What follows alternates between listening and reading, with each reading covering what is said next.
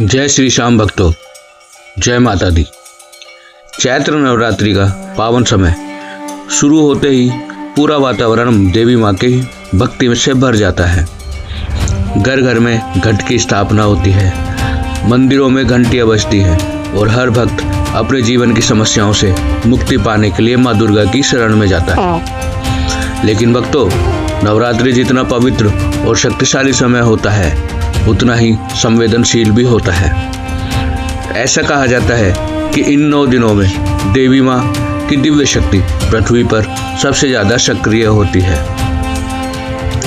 जो व्यक्ति सच्चे मन से भक्ति करता है उसकी किस्मत बदल सकती है, लेकिन अगर कोई व्यक्ति अनजाने में कुछ गलत जगहों पर चला जाए, कुछ गलत काम कर दे तो उसका पुण्य भी नष्ट हो सकता है।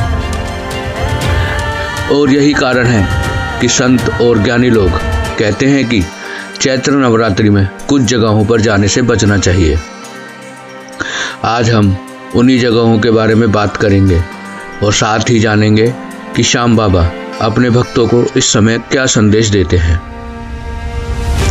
भक्तों, सबसे पहली जगह है झगड़ा या नफरत वाली जगह। नवरात्रि के समय हमें ऐसे स्थानों से दूर रहना चाहिए जहां लड़ाई झगड़ा होता हो, जहां गुस्सा और नफरत का माहौल हो, क्योंकि जहां क्रोध होता है वहां देवी माँ की कृपा नहीं टिकती।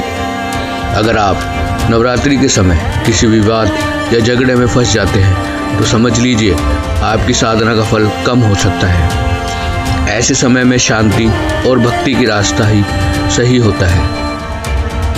इसलिए श्याम बाबा भी कहते हैं, मेरे भक्त, अगर तुम जीवन में सुख चाहते हो तो नफरत से दूर रहो और प्रेम को अपनाओ। दूसरी जगह है नकारात्मक ऊर्जा वाली जगह। कुछ स्थान ऐसे होते हैं जहां हमेशा दुख, रोना या फिर नकारात्मक बातें होती रहती हैं।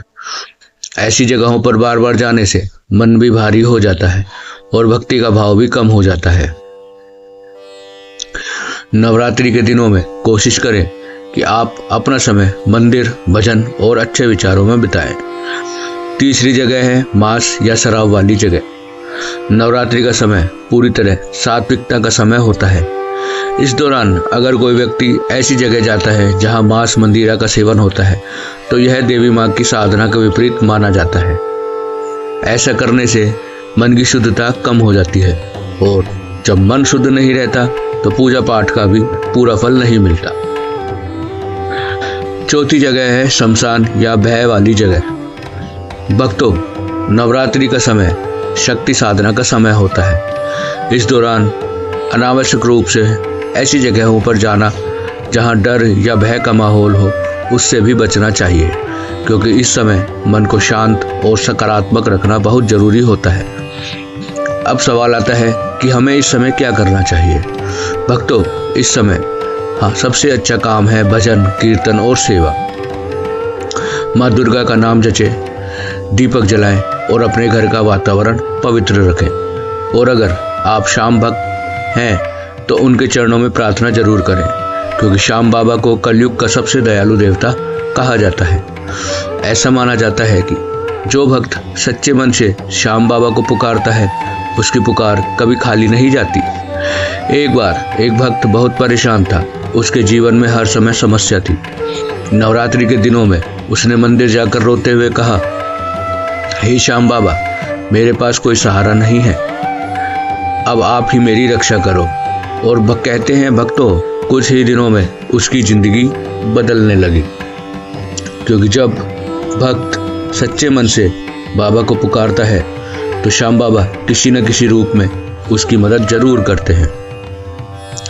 इसलिए नवरात्रि के इन पवित्र दिनों में अपने मन को साफ रखें, गलत जगहों से दूर रहें और भगवान के नाम का सहारा लिए।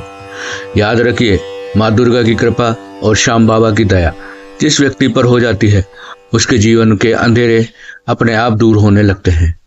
अगर आप भी चाहते हैं आपके घर में सुख, शांति और धन की बरसात हो तो इस नवरात्रि एक संकल्प जरूर लें कि हम अपने जीवन में क्रोध, नफरत और गलत संगति से दूर रहेंगे और भक्ति के रास्ते पर चलेंगे।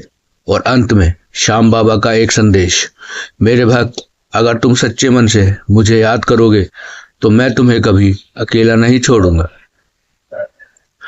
बाबा श्याम आपकी हर मनोकामना को पूर्ण करे। जय माता दी, जय श्री श्याम।